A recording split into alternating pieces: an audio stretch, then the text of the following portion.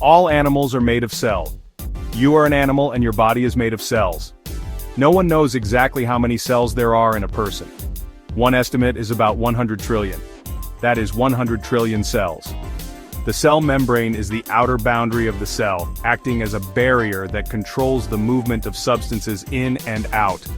The cytoplasm is the gel-like substance within the cell, where various chemical reactions and processes take place.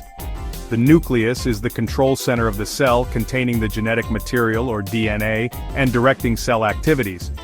Mitochondria are the powerhouses of the cell, generating energy through cellular respiration. Ribosomes are organelles involved in protein synthesis. Lysosomes are responsible for breaking down waste materials and cellular debris. The endoplasmic reticulum is a network of membranes that plays a role in protein and lipid synthesis and transport. It can be smooth or rough. Rough ER has ribosomes attached to it. The Golgi apparatus modifies, packages and sorts proteins and lipids before they are transported to their final destinations. Vacuoles are membrane-bound sacs that store water, nutrients, and waste products.